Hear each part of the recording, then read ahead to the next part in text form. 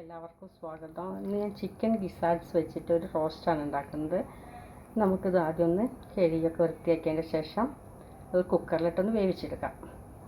Chicken ഗിസാർഡ്സൊക്കെ ഞാൻ കഴുകി വൃത്തിയാക്കി ഒന്നും കൂടി ചെറിയ കഷ്ണങ്ങളാക്കിയതിന് ശേഷം മഞ്ഞളും ഉപ്പും ലേശം കുരുമുളക് പൊടി ഇട്ട് കുറച്ച് വെള്ളം ഒഴിച്ചിട്ട് കുക്കറിലേക്ക് ഇട്ടിട്ടുണ്ട്. നമുക്കിതൊന്ന് വേവിച്ചെടുക്കാം. നമ്മുടെ ഗിസാർഡ്സൊക്കെ അതാണ്ട് വെന്തിട്ടുണ്ട്. അപ്പോൾ ഇനി നമുക്കിത് ഉണ്ടാക്കാൻ റോസ്റ്റ് ചെയ്യാൻ വേണ്ടിയിട്ട് ഒരു ചട്ടി ഞാൻ അടുപ്പത്തേക്ക് വെച്ചിട്ടുണ്ട്. ചട്ടി ചൂടായി കഴിഞ്ഞിട്ട് നമുക്കതിൻ്റെ വെളിച്ചെണ്ണ ഒഴിച്ചു കൊടുക്കാം. നമ്മൾ ചട്ടി ചൂടായിട്ടുണ്ട്, അതിലേക്ക് നമുക്ക് വെളിച്ചെണ്ണ ഒഴിച്ചു കൊടുക്കാം. അപ്പോൾ വെളിച്ചെണ്ണ ചൂടായി അതിലേക്ക് നമ്മൾ അരിഞ്ഞു വെച്ച സവാള ചേർക്കാം.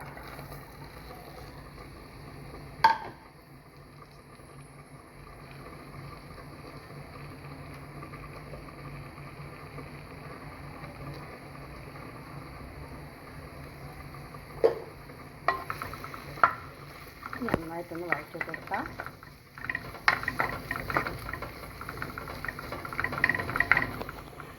നമുക്കിതിലേക്ക് കുറച്ച് ഉപ്പ് ചേർക്കണം. നല്ല ഗിസാർഡ്സ് വേവിക്കുമ്പോൾ ഉപ്പിട്ടിരുന്നു, അതുകൊണ്ട് കുറച്ചേ ഉപ്പിടുന്നുള്ളൂ.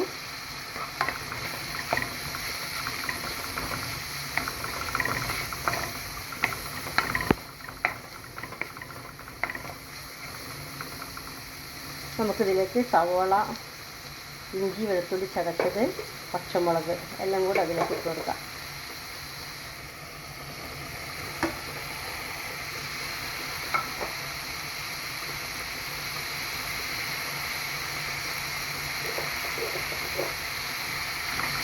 നന്നായിട്ടൊന്ന് വഴറ്റി കൊടുക്കാം. വഴറ്റിയതിന് ശേഷം വഴന്ന് വന്നതിന് ശേഷം നമുക്ക് ഇതിലേക്കുള്ള മസാലകളൊക്കെ ചേർക്കാം.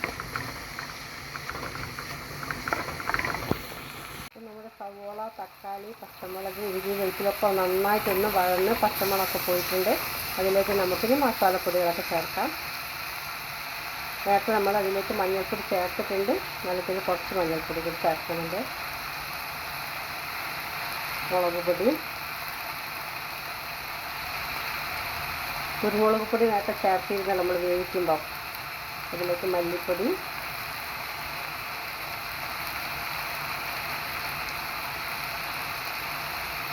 ഗരം മസാല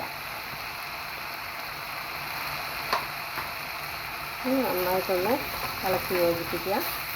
സവോളേൻ്റെ അകത്തൊക്കെ കിടന്നിട്ട് ഇതിൻ്റെ പച്ചമണമൊക്കെ മസാലേൻ്റെ പച്ചമണമൊക്കെ ഒന്ന് പോണ വരെ ഒന്ന് ഇളക്കി കൊടുക്കാം.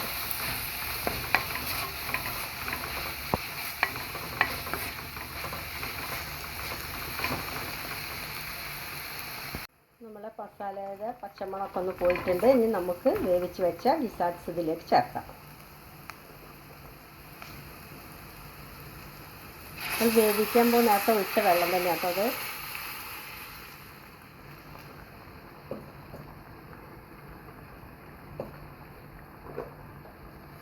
ഇനി നമുക്ക് ചാറൊക്കെ ഒന്ന് കുറുകി വരുന്നവരെ ഒന്നത് വറ്റിച്ചെടുക്കാം.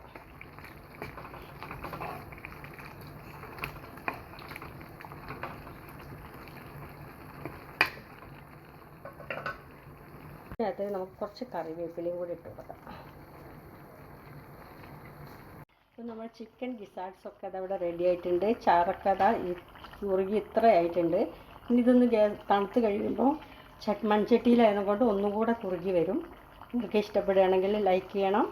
അടുത്ത ദിവസം പുതിയൊരു വീഡിയോ ആയിട്ട് നമുക്ക് വീണ്ടും കാണാം.